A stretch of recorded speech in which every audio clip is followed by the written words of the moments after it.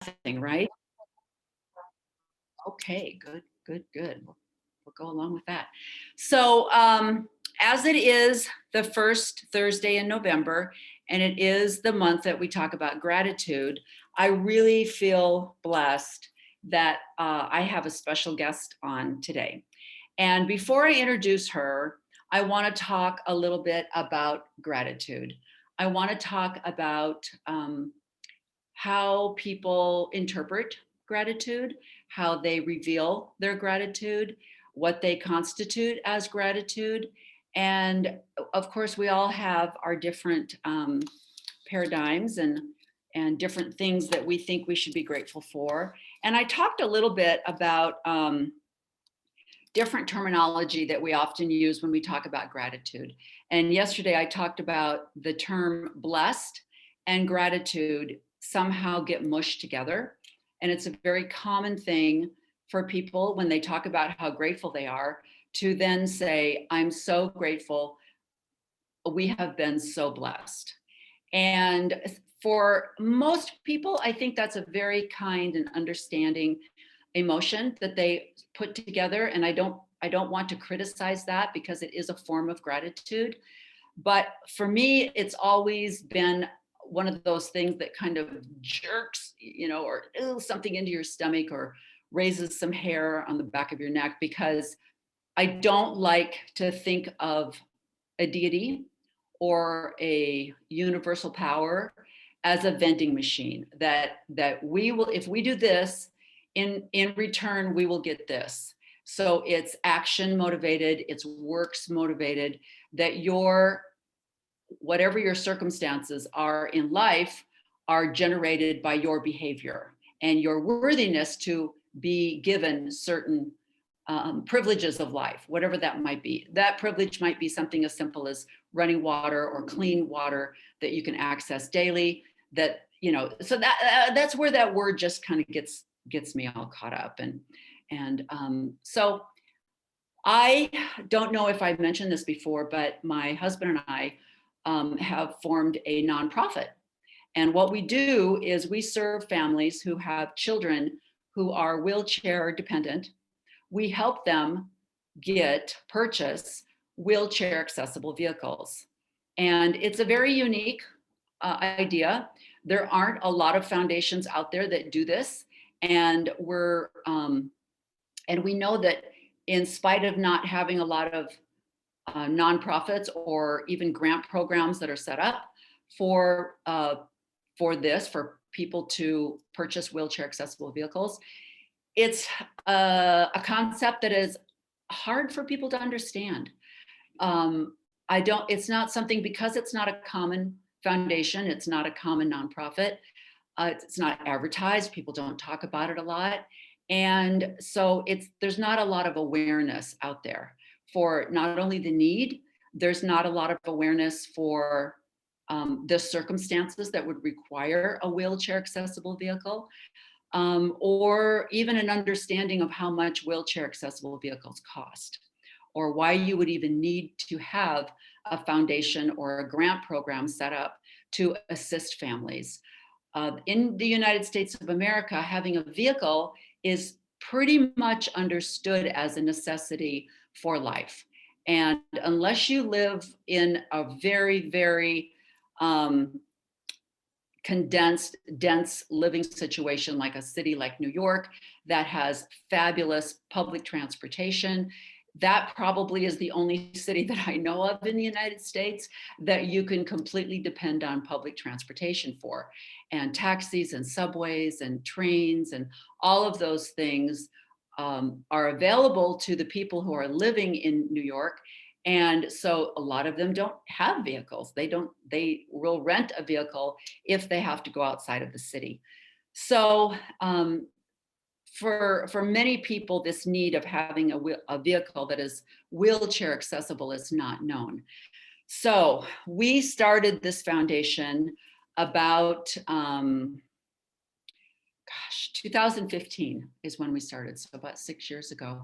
And we have served quite a few families. One of the requirements for our grant program is that the families are involved in fundraising or coming up with some money on their own. And we modeled this requirement after Habitat for Humanity.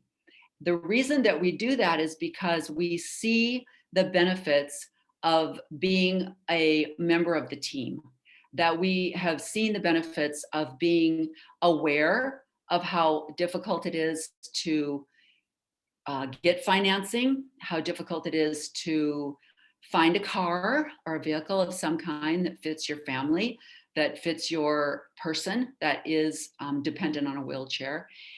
And oftentimes just being given something does not reveal the same kind of reaction. So just like Habitat for Humanity, our families have to qualify, they have to be involved, and they have to be a part of the team. There has to be some kind of effort for them to be a part of the team. And what we have seen is that in the very few rare cases where we have flat out given a car to someone, because we have done that, in only one case have we received any kind of gratefulness. And let me make this clear, we don't do it for that reason, and we don't ask for it, but we are always so amazed at the amount of gratitude that the families have for this program.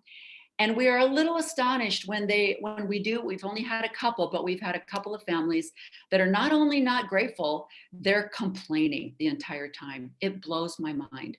We have given them a car, allowing them to have the freedom to enjoy community activities, family activities with everyone in their family, including the one that is completely dependent on a wheelchair. And they have nothing but complaints. Blows my mind. So when we're talking about gratitude, I will talk a little bit more about that, but I wanted to introduce my guest today because one of the reasons why I wanted to interview her was because she has one of those very rare service-oriented souls. It's just something that comes to her naturally. A lot of us have, that is something that we have to work on.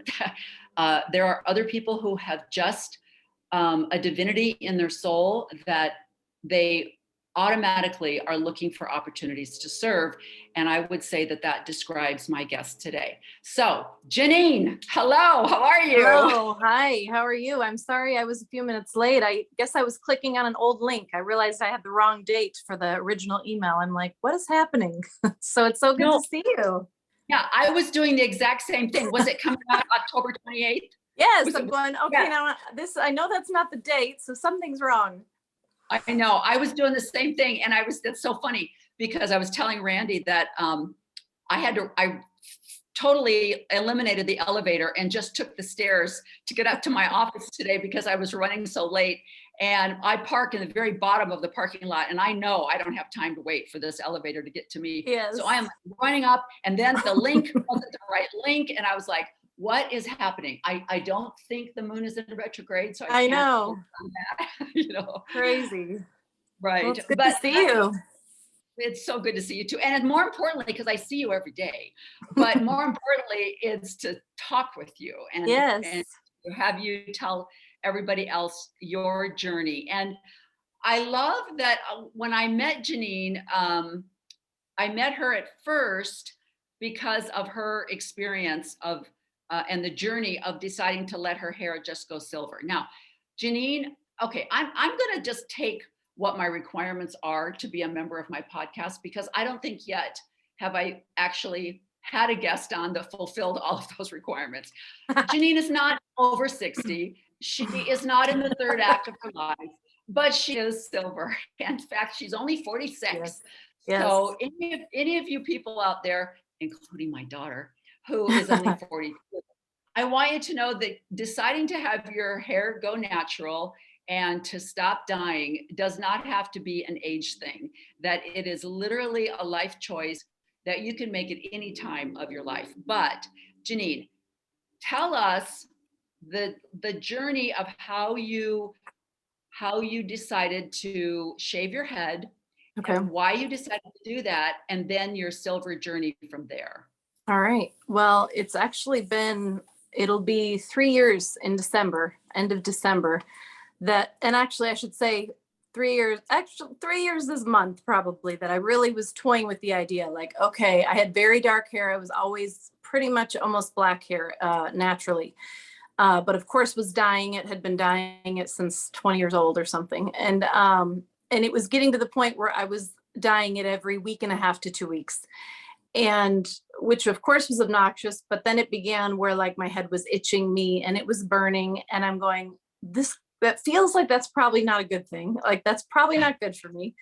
And then because it was so often, I had long hair. So I'm having my husband, he actually is a house painter. So it's kind of funny. I'm like, yeah, well, you're coloring my hair now. Like you're a hair painter also. So I was having him do the back of my roots because I had to do it so often. There's no way I could have gone to a salon that often. And it just was getting too much. So I happened to find Nicole Johnson on social media, and she was the same age as me. And I thought, if she can do it, I can probably do it. But I also was like, I want to be a cool mom. I don't want to look old.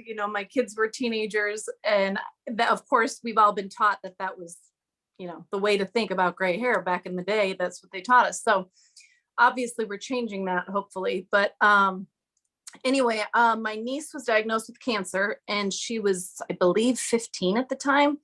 And I used to say weirdly, like weird bucket list, wanted to shave my head just for kicks. Just, I don't know. I've done everything to my hair.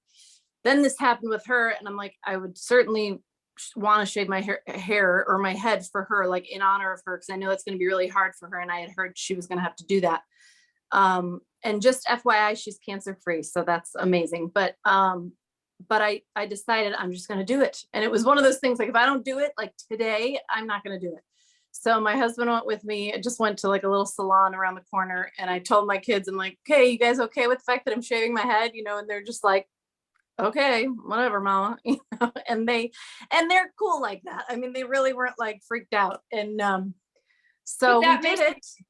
That makes me wonder if that wasn't a surprise to them, that you're the kind of person where they're like, of course you're going to shave your head. Surprise. Like, we're not surprised, mom. Yeah. So my mother's crazy that way anyway. Yeah, that's true. And honestly, I think that, I don't know, we live in Nashville. People do everything and anything here. I think in that sense too, even though we're in the Bible Belt, so it's kind of it's a weird mix when you get Nashville, because you got the Bible Belt and very conservative people, but then you got Nashville and the rock stars and everybody else. So, people are pretty free to tattoo and dye and shave and do all that. So, so I came home and kind of just was like, hey guys.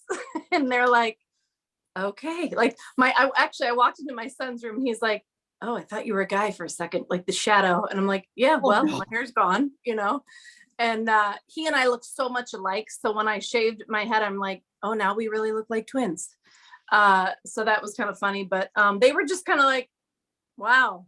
And then of course, because I had let 5 weeks of roots grow out, that was the whole thing, is I was covering it with whatever that powdery stuff is, or spraying it and wearing hats for like 5 weeks. And my hair grows really fast. So I was like, okay, I got 5 weeks grown out. I had an idea of what it might look like, but of course didn't know if it would be all over. So when they shaved it, my husband was like, oh my gosh, like, I love it. Like, and he used to say to me, I think it's kind of cool, the contrast between the roots and the dye. And I'm like, no, I can't do the whole grow out thing. I knew I didn't want the black and the silver. It would drive me crazy. So I was pleasantly surprised when I shaved it and it was all silver. And I'm like, it's actually a pretty good color. So then I was like, well, I guess I'm going, because even then I thought, well, I could dye it. I could change my mind. And honestly, the hardest part of that was the grow out. Like any haircut, I feel like, is the process of the grow out. And because when it got to the weird length of like looking mullety, I'm like, okay, now I just look like I'm really old. Like, that's what I was struggling with. Like, this isn't a cool hairstyle. So I just had to, I knew, I'm like, I just got to push through, wear hats, wear scarves, wear headbands, and we'll get to where I want to be. And now here we are almost 3 years later. And of course, the longer it got, the more I loved it. And I'm like, okay, this feels more like me, like more hair. And so yeah, it's been fun. I think that's really important to talk about, because whatever your decision is, whatever path you decide, if you're going to let your hair go gray, there is a mixture on the Instagram community of women that have decided to go gray. Yep. Some of them, like us, cut our hair short. I didn't shave my head, but I cut it short. Yeah. And it really was the growing it long again was, I hated my hair short. And I've had my hair short periodically throughout, my life. I have a really great picture of me when I think I was 10, when my mom took me down to the salon and gave me that pixie cut that was popular in whatever, 1960 something. And it was cute on a 10-year-old with all this weirdness. But as an adult, I felt like my short hair made me look old. It wasn't even the color, because when I first cut it short, I was still going blonde, but it was just style that I thought it's so funny because women who have decided to let their hair go gray, they'll say the exact same thing, only with the opposite intention. They'll say, I don't like my hair gray. I feel like I have to wear makeup all the time. I feel like it, blah, blah, blah. And that's how I felt about my short hair. I thought, okay, short hair, I feel like I have to have on makeup. I have to have really cute earrings on all the time. I have to be really dressed. Otherwise, people are going to look at me and go, oh yeah, that's an old lady because she's got that short, weird around the ear thing. Well, yeah. And even me in my 40s, I was feeling the same way. I'm like, I definitely really should not be going out without makeup. And then, I was obsessed with wearing scarves, probably even more, just feeling like it was more fashionable with my hair because the whole in between process was so weird. And the funny thing is my hair's so bright, in the front, but then come to find out it's actually darker on the bottom. But when it was cut, you just saw a little bit of that. So that was almost weird too. Cause I'm like, I don't really know how it's actually growing out. And it's funny. I had a woman recently say, oh, where do you get those extensions? And I'm like, these aren't extensions. This is my hair color. This is how it grew in. She's like, oh, okay. So, you never know what you're going to get as it grows. That's exactly right. And I do think that there isn't a black or white. There isn't a standard where there isn't a rule that says short hair makes you look old.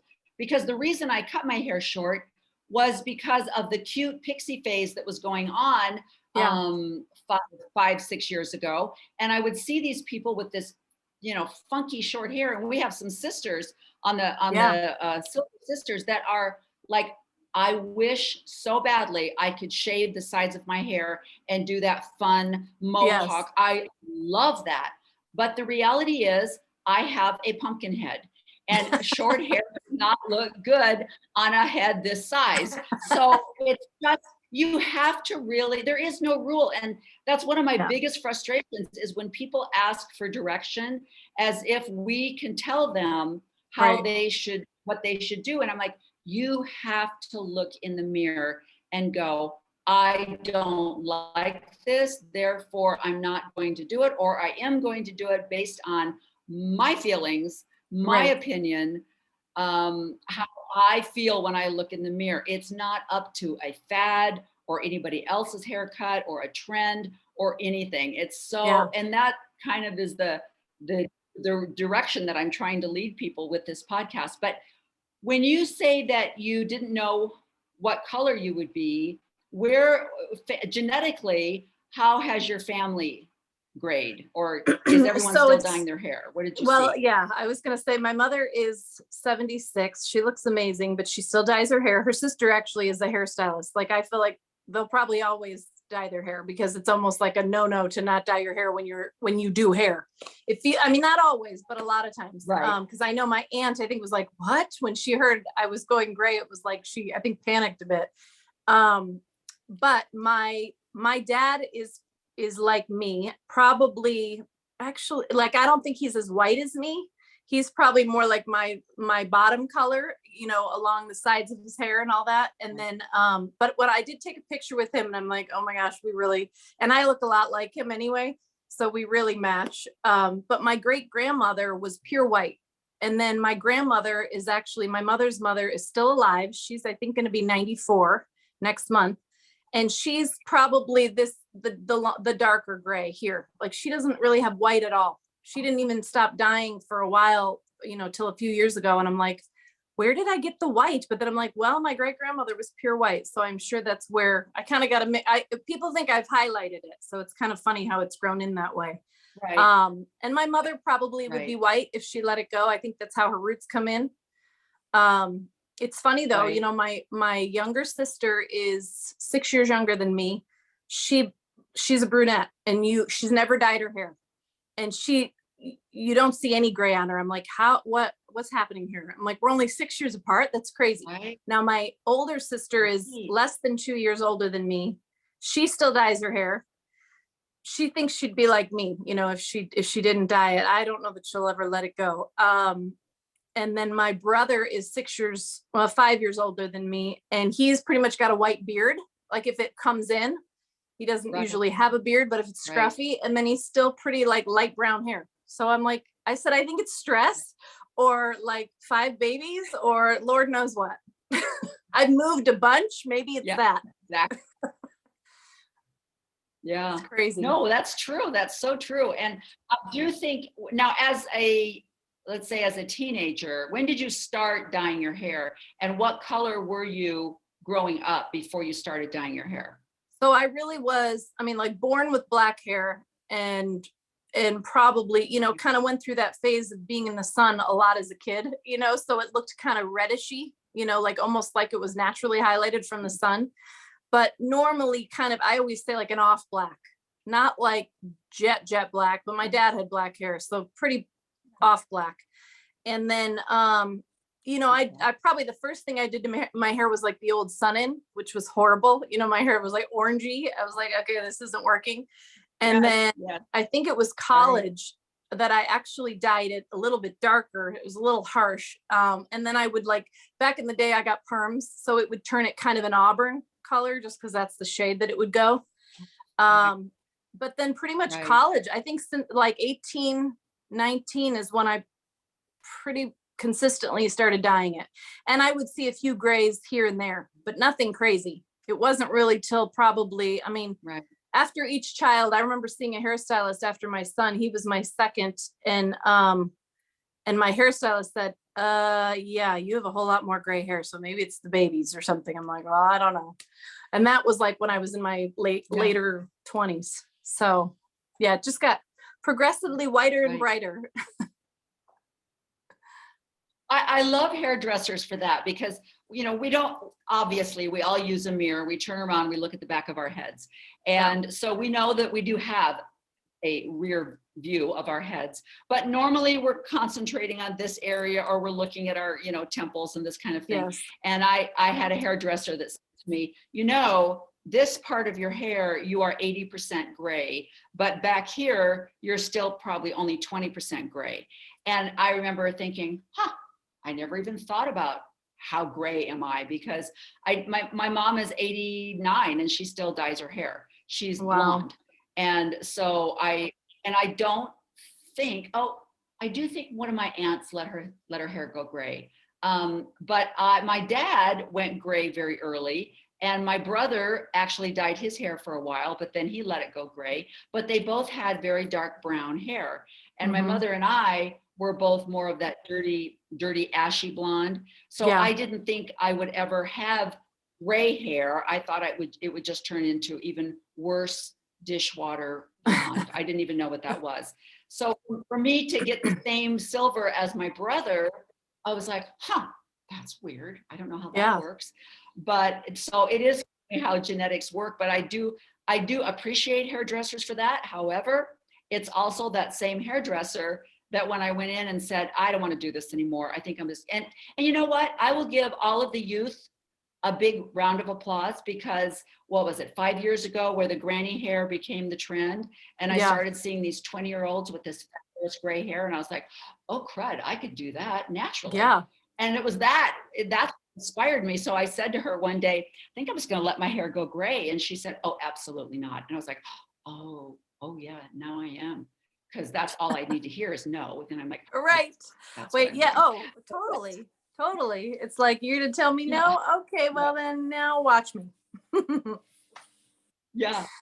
But you described how even just if you decide to cut your hair short, there's still that grow out period where you're wearing hats and you're wearing scarves, and trying to mousse it into a bun or whatever. And then there's also the people that decide to keep their length, but they're using scarves and hats and buns and the same thing. So I think looking back now, I wish I would have left the length and just, grew up, because it wouldn't have made that big of a difference in my situation either way. Yeah. But anyway, so how did your niece react? And was there anybody else in your family that shaved their head on her behalf? No, actually, no.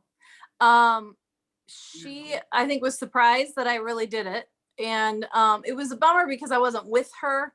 So like I shaved it really before she shaved hers. And so, but it was just kind of a like, hey, you're beautiful no matter what, and just kind of a shout out to her as a encouragement, because I knew it was going to be hard when she actually did it.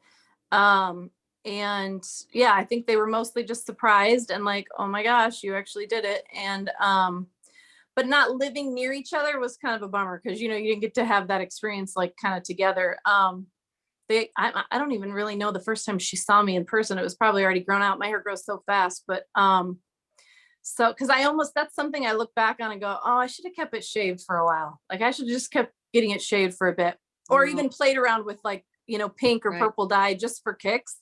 I'm like, I think I was like, I'm shaving it. And then I wanted to grow like ASAP. So I didn't really do that. But looking back, I'm like, oh my gosh, it was so freeing and it was so easy. And my husband, what's funny is he loves like change. So he loves the change up of all the different things I've done to my hair in years past, highlighting, cutting, whatever. And back in the day after we got married, I cut my hair really short, like boy short, not shaved, but like boy short. And he used to say, yeah, I like all the haircuts you did, but that wasn't really my favorite. And I'm like, probably because I look like a guy, kind of. I mean, that's how I felt. Well, then years later, then I do the shave thing, and he was like kind of obsessed with it. Like, I think I'm sure he was more obsessed with the idea of what I was doing, but he was like, yeah, I love it. Like, I think he also was obsessed with the fact that I was just going with my natural and going for it. And so even at this point, I'm like, do you miss the fact that I used to dye it and do it? He's like, no, I love it. So that's been really helpful, because I know I've read some horrible things that some husbands say, and I'm like, you got to be kidding me. But I wouldn't have married somebody like that either. Yeah, no, I agree. For the same reason, when I think that was another thing that spurred me on was the comments that women looking to their sisters for help, they would say, yeah, my husband said, my first response was, oh, no, no, not okay. On so many levels, forget whatever, on so many levels, not okay. Yeah. But yeah. Gosh, but yeah, so that's interesting. I really want to address knowing your own body and knowing, I mean, your eyes are like an anime. You have the most amazing eyes. When people draw the anime girls with the eyes, it's like, well, they must have seen Jineen, because that's amazing. So I could picture you with short hair or a shaved head, because those eyes would just be like, like a typical anime would be like, oh yeah, that's all I see. That's amazing. But you need to know that, and not only do you need to know that about yourself, you need to accept that as maybe my eyes are not like Jineen's, and I can accept that because there's other things that I like. Sure. And so we don't have to, I don't like the idea that we're not aware, or this body positive stuff is it's sometimes I think it's swung the other thing where we have to, like, I don't hate my body, but I can very definitely say, I wish I had longer legs. Right. Harp on it all day long, but being 5'4", I wouldn't mind being 5'6", but I don't care. It's not a big deal, but I can acknowledge that, yeah, my legs are not my favorite part of my body, but like you say, it's like, well, my hair grows really fast. I really like that, so it's okay to acknowledge that. And so I can just picture you with a bald head, I think. Well, plus you pictures on. I don't even have to picture it. I can get on Instagram and I can see it. So anyway, okay, I want a little bit of background because you are only 46, but I feel like you and I have lived parallel lives as far as marrying young and having children young. And now at the age of 46, you're an empty nester, aren't you? Almost. My youngest is a senior. So Okay. next year. Yep. That's amazing. I And know. I mean, in this world, 42 women are still going, I might have a baby. And I you know. I know, and because I'm I'm like, I could not have started that late. I couldn't have done that. I'm glad I actually started as young as I did. yeah, Because exactly. of course I feel, I'm younger now with like, I have a 22-year-old, which is fun. And, I don't know, it just feels like I'm not so out of the loop of what's going on. Of course my Yeah. husband and I are like, we're cool. What is wrong with you guys? And they're like, okay. But I'm like, Yeah. no, really, we are. I'm a cool mom. Yeah, we're Yes. totally going Yes. through that. Come on. Yeah, exactly. Totally. So tell me your journey. Like, I want to know where you and your husband met, and you got married at what age, and what's been your path. So And then also that put in perspective what your path has been, and now as you've watched yourself mature and go through different seasons, where are you now? So that start from the beginning and tell us where you're at now. It's been crazy, but we met in college. So this will be funny for you, just from listening to your past podcasts, even about religion and stuff like that. I was a pastor's kid. So my dad had been a teacher, then he became a pastor. And so I was pretty much at church all the time. And so that was kind of the world I grew up in. Went to a Christian private school that was connected to the church. So the next step was to go to a Christian college. So I went to Liberty University, which is Jerry Falwell's school, and everybody knows who Jerry Falwell is. Not usually in a positive frame of mind, for obvious reasons. Isn't that where Tammy Faye went? Did you see the movie? I haven't seen it yet. I've been dying to see it. But what's funny is they were very connected with him, that whole world. And so I look back and go, oh my gosh, how were we in that world? Because of course I'm like, I remember seeing her and Jim Baker on TV and thinking, what is happening? Like something is wrong. Like, I don't know what's going on. So yeah, he was definitely in that world with them. I mean, he had his church on TV and the whole thing. And anyway, that feels like I was a completely different person then, lifetime ago. But my husband was from Indiana. I was from Buffalo, New York. We happened to meet in college. I sang all my life, really pretty much in church. And so I sang on a singing team that traveled across the country with Liberty. So we got to go overseas and do all these fun trips and stuff like that, which was actually, like, I look back and I remember my mother saying, enjoy this because you may never travel like this again. And she's right. I haven't yet. I'm like still dying to get to Italy. And I'm like, we have to go to Italy.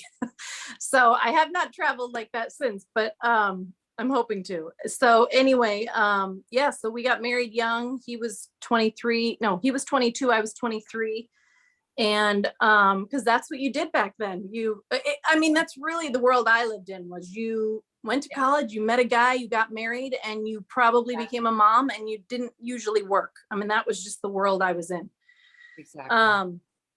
And so we, to try to make it shorter than it should be or would be if I really went into it all. We moved a bunch. He had gone into like youth ministry where he was like a youth pastor at one point, and then wasn't really sure he wanted to do that. And so job wise, we were just kind of all over the place. He kind of did a bunch of different things. And so that a few of our relatives lived in different places. So we just relocated a lot. And, but the crazy thing is I got pregnant 6 months after we got married. So I was like, okay, I guess we're doing this right now. And, so we had our 3 kids, and then I ended up down the road. I always kind of felt my husband had a vasectomy. So this is just funny. He had a vasectomy, but somewhere in my head, I always thought, I feel like I'm going to have another baby, but that makes no sense. Like, I don't know why that was in my head. And then a friend of mine from college who I had sung with back as like a freshman in college, she had 8 pregnancy losses. She could get pregnant over and over, but she could not hold on to them.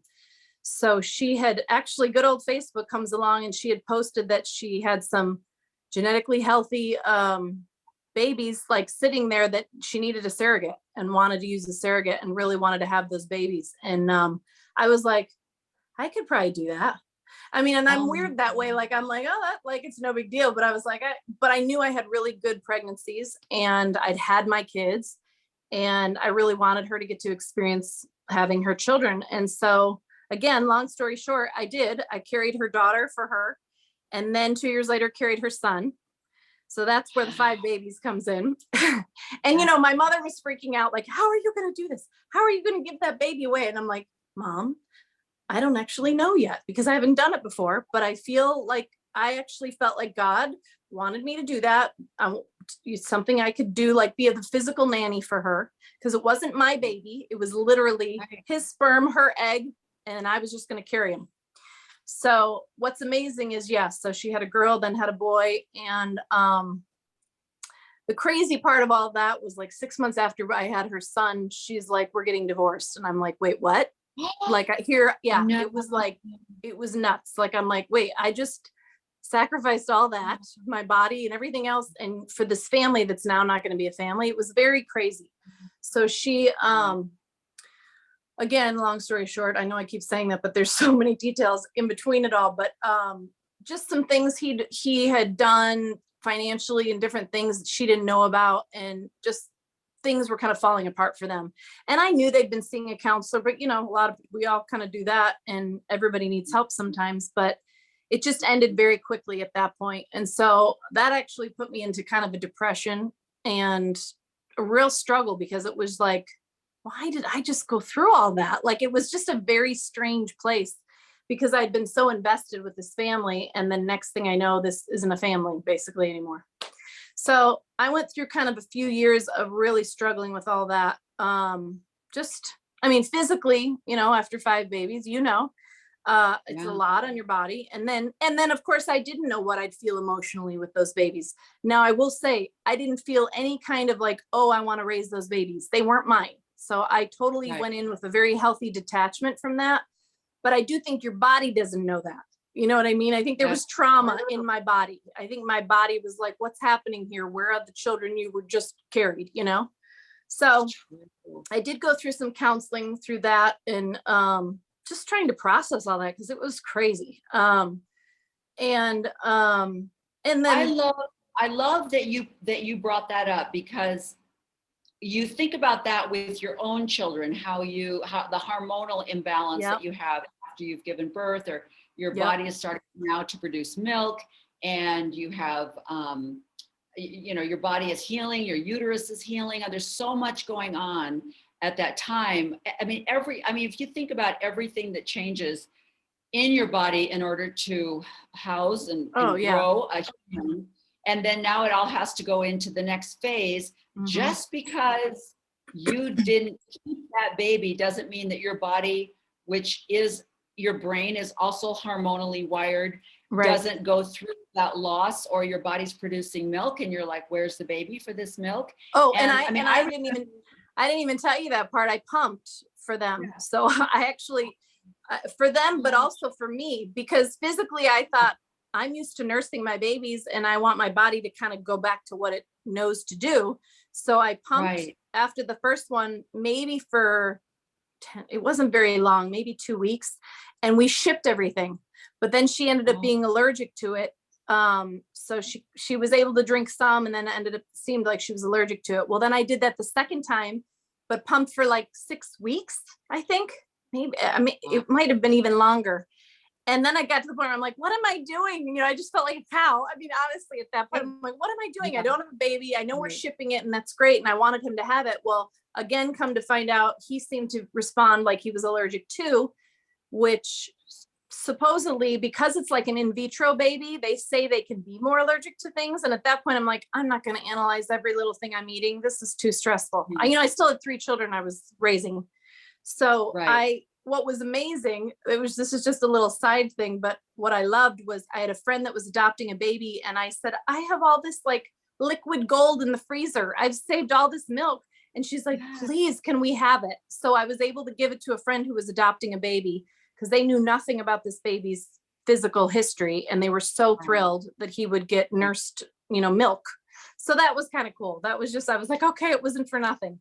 But yeah, that was just nuts when you really think about it. No, because you serve two families through Right. that, Right. you know? That's amazing. It was Oh, crazy. Yeah. yeah. But yeah, Well, that's so awesome. much. I never thought of that, but that makes me want to go down a rabbit hole as to carrying an in vitro baby that isn't your blood or DNA at all, how Yeah. your body reacts. I think that's fascinating that there might be some kind of allergic or immune reaction. Right. Wow. Well, and what's wild is the funny things that I think about too that are kind of cool are like the girl that I carried for her maiden name is my mother's maiden name. So I'm always like, we're probably related down the line. We both have Native American in us. We actually found out we have the same blood type, she and I, the mother. So I was like, well, that's kind of perfect, it seems like. And but you know, yeah, I had to do that. It was so different from my other pregnancies because my other ones, it was like, I'm ovulating. Okay, I'm pregnant. It was so fast and easy for me. And this was, I had to actually do shots and hormones before. So my husband was giving me shots, like literally like people that go through in vitro, even though I'm like, my body could probably tell you today I'm ovulating, let's do it. But they were like, we're not going to risk that. So I had to, so even that, I just felt like, I think that altered my body a lot because I never struggled with my weight like I have since that fifth baby. And I'm like, I kind of feel like that screwed up my whole hormones because I just didn't have that issue really before. And it's been a fight to get that weight off since that fifth baby. And he will now he's almost 9. So, which again, that could be stress and trauma on my body. You know, there was a lot that happened. No kidding. Yeah. When you're doing now, because I've heard of the people that have to do the hormone shots to do the egg harvesting, but I didn't know the receiving mother also had to do hormones. So what are you telling your body with the hormone shots? Are you telling it that it's pregnant or that so you're not initially going to go? I'm doing like a Lupron shot in my belly and it's doing something to prepare me for that actual baby transfer. And then once they do the transfer, my husband had to give me the progesterone shots, you know, in my butt, basically to hold on to that pregnancy, just to make sure I was getting enough progesterone. Isn't that crazy? I mean, it's really a miracle you can even do that. It's wild. Yeah. Yeah. So I've never heard that. When I see the people that have done use surrogates, I've never heard them talk about what that woman did not just, you know, lay on a table, have a doctor insert an egg, and then just went merrily on their way. That they also had to do hormonal interference to keep and carry that baby. That's amazing. I didn't know that. Yeah. And clearly everybody does it differently because technically, you know, I would have been called a gestational carrier. I think surrogate is maybe actually she's using her own ovaries. So there's different, you know, specific ways to describe it and different ways people do it, or people adopt the embryos. People do that also, you know, and then so there's so many different ways. But yeah, I was basically just the carrier. So, because I was like, I'm not giving away my babies, my ovaries. I didn't want to do that. I just knew I wanted to help them. And so, so their kids so it's wild. I mean, I have a 22, almost 20, 17-year-old, and then their kids are 11 and going to be 9. So so when I go, I had a baby 9 years ago. It's not that crazy. I mean, when I'm frustrated with my weight, I'm like, seriously, Jineen? Yeah, because you look at your life and you go, well, my youngest is 17. Right. But then you go, no. Yeah. You know, this was way more recent. This is a more recent struggle. But, oh, you know, you're so right. I remember with my first, not knowing anything, but nursed. That's all I did was nurse all day long. And the weight just dropped off, you know? Yes. As the babies came along, that didn't work quite as well. So like, what's happening? You know, this is how I was told. This isn't what they say. Yeah, interesting. Well, and that's really the other reason I kept saying I was going to pump, because I thought, well, maybe it'll help me lose that more. But the reality was I, you know, had my first baby at 24, and then the last baby I was like 37. So that plays a huge, you know, it was a huge difference. And then the hormones and all that. So I'm like, clearly we've done something totally different than I had done before, which obviously alters so many things. Yeah. Yeah. And then honestly, even the depression and stuff, I'm like, I'm sure my body's still holding on to some crazy stuff in all of that, because I just think what I continue to learn about our bodies, you know, I think stress and all those things, we hold on to a lot of things because if we don't know how to process it, or we're just trying to get by. And, on the other side of that, I was doing all that, but I did have 3 children I was still raising. So I wasn't just, doing nothing. So, well, and not only that, but I don't think that those of us who feel as though we function under stress well don't even recognize the stress that we're under. And so it isn't until like I have a daughter-in-law and a daughter who both of them have 4 children. They're young. And this last COVID thing with homeschooling and masking and social, distancing, they didn't even realize that they were under stress, because I mean, when you have 4 kids, you're bam, bam, bam all day long. You're just surviving. Right. Both of them started having hair loss. And that's the only thing they could attribute it to, was the stress that they were under. And it's almost like you say, when you were talking about your gray hair, and, have you ever seen where they'll take a picture of the president when he's inaugurated, and then 4 years later, and how they've gone from totally black hair to almost all gray? And stress, it's amazing. We don't recognize that in our bodies because we're survivors. Right. Yeah. And I mean, and I've heard that even sometimes. I've wondered that.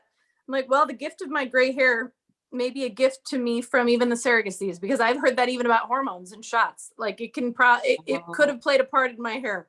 I mean, who knows? But the nice thing is I've been able to embrace it and not have to keep covering it. Yeah, exactly. So just out of curiosity, you mentioned that you have Native American. Do you know what tribe you're from? I think my mother said that I think I have it on both sides. The one my mother told me, I think, was Sioux. And it's funny because my husband has it even more than I do. And he literally gets like a card from his tribe every birthday. I think it's Choctaw. So we've got it kind of on both. My kids have it on both sides. So yeah, it's wild. So yeah, because moving here to Arizona, where we live so close to the Navajo Nation. Oh yeah. And then we also one of the other tribes is the Salt River tribe. And so it's really kind of instigated an interest and a curiosity. And so I've been doing a lot of YouTube historical on the different tribes and migration, and how they were almost complete genocide. And it's for about the last 2 weeks, I've done nothing but watch all of these. And we had just gotten back from South Dakota. We had gone to the Crazy Horse Monument, and we had gone to the Sitting Bull. We had seen all that, but I didn't know the history. And so now I've been doing all of this, and I'm fascinated, and I also absolutely astonished at what was done in this country. And I'm just speechless over listening to the history of what was done. And anyway, boy, it's amazing. Isn't it so many things like that, even with religion and all that. Like I was thinking about that. I think it was your first podcast that you were talking so much specifically about that. And I was like, oh my gosh, she and I are in the same place, because it's so much stuff that either you were taught or people said, the Bible said, or this or whatever, that it was just like, well, yeah, that's the truth or whatever. And then you get to an age where you're going, wait a minute. And now it's funny because I feel like my dad, he's not really in the headspace I'm in. He's grown a lot and stuff, but there's some things, you used to just listen to what your elders told you, or whatever my dad said. I was like, oh, well, that's true, because my dad told me that. And now I'm sure it makes him crazy, because I'll be like, wait, what, Dad? No, I don't think, so I'm questioning so much more and saying, no, you might have been taught that, or maybe that's what they said to you, but have you ever actually, like you researched it yourself and gone, wait a minute, I've just been believing this and not really knowing what happened. Yeah, it's pretty crazy. So much of that. Okay, talk about that with the few minutes that we have left. How much time do we have left? With just a few minutes, talk about where you're at now on your journey. As you, like you say, you're almost, you're months away from being empty nesters. It's just you and your husband.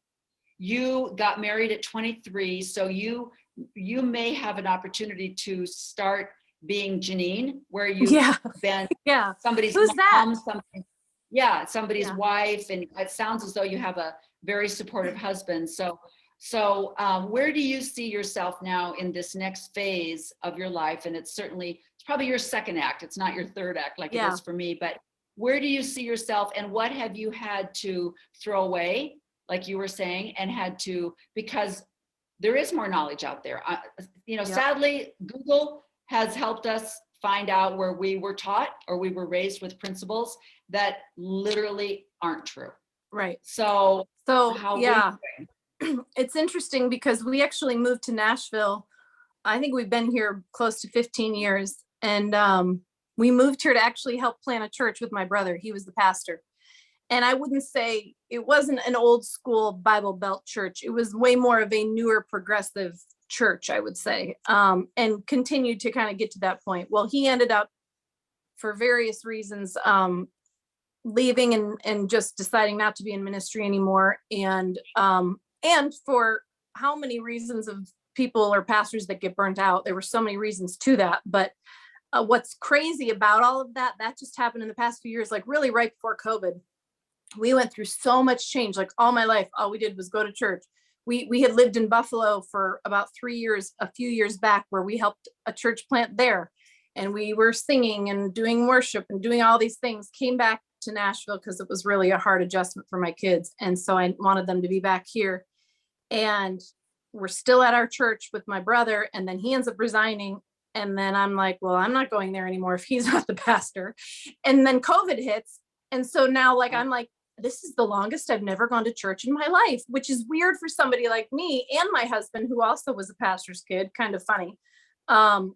We used to go Sunday, Monday, or Sunday, Wednesday, Sunday, whatever, how many times throughout the week. And we have not really been in probably, gosh, I don't think I've been in, it'll probably be 2 years in January, which is, we visited a church a couple times, but that was the extent of it, which is very weird for somebody that's been raised so much in that world. And so, but I will say, I feel very free of a lot of things. It is hard because my parents are in New York and my sisters are in New York, and they're a part of a church there that my brother-in-law runs. Like, they're very involved in all of that. And then my brother and I are here, and we're really not at this point. So but that's been through some of our own experiences and things that have happened, and then change some of our beliefs. And again, weird when you're living in the Bible Belt, because again, you get a little bit of the very conservative or the not conservative. So we've just really been on a path of so much rediscovery, reading so many of the people you mentioned in your podcast, Rene Brown, and I can't even think of the names right now, but Rob Bell, who of course, what'd you say? Barbara Brown Taylor is yes, such an excellent writer. And so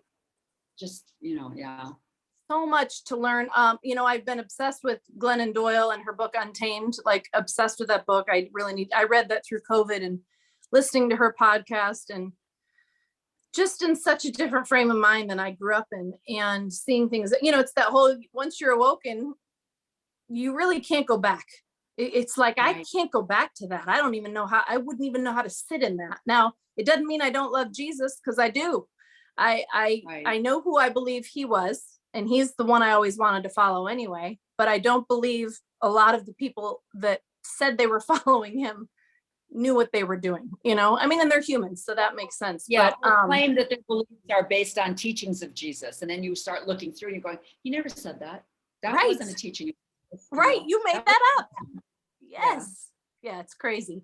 So at this point, it's actually, we're very I've been struggling with that, because I feel like I'm very much in a limbo place. Like, okay, now my kids are going to be gone, and they've kind of been my life. And, I've had little jobs here and there. Obviously I did the surrogacy and stuff like that. I did just sign with an agency here, a local agency, to do some modeling.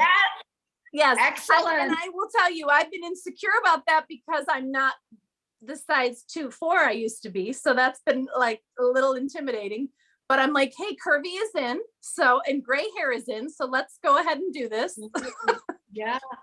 So that's something I'm hoping I keep telling my husband, maybe eventually you'll be working for me, because he is a literal house painter and he hates it and he doesn't want to keep doing it and he's getting older and whatever. So I'm like, Yeah. you can start working for me. And I really do want to create you can manage my Kardashian career. He can be your Kris Jenner. Yes. Yeah. Yes. I keep saying I want to kind of create a brand around the silvery thing. So I want to do something with that. It's just, you got to have, investments to back that up. So that's what I'm kind of working on. So that's my goal, I guess, is like, I'm like, I don't know if anything major will come of it, but I figure I'm just going to keep taking steps forward and going, you get to the point of like, whatever, I'm 46. I'm not as skinny as I once was. I've had 5 babies, but I think I can maybe do some of this, and I can show people that real women that have had 5 babies can still model or can still do anything they want to do. So that's kind of where I'm exciting. That's not only exciting, but it's exactly the definition of what this podcast is all about, is taking control and realizing that you have to make your life happen. Yes. And you have done that in so many ways. Thank you so much for taking time out of your day. Aww. And well, thank you. I love that we could actually talk. I know. And I don't know, I might be coming to Nashville because I feel like we have to do Nashville together. Yes. Yeah. Well, you would love it. Can you imagine how dangerous that would be? But I think your husband and my husband would get along very well. Yes, for sure. We would love it. Let us know, because you are welcome anytime. Will do. All right. Bye, Jineen. Bye. Take care. Thank you. Thank you. So you can find her on Instagram at Jineen Marie Silvery. Please look her up. She's absolutely gorgeous, and I love her posts. I just want to say once again, take back your life, take charge of your life, and go, Great Dame. Bye-bye. See you next week.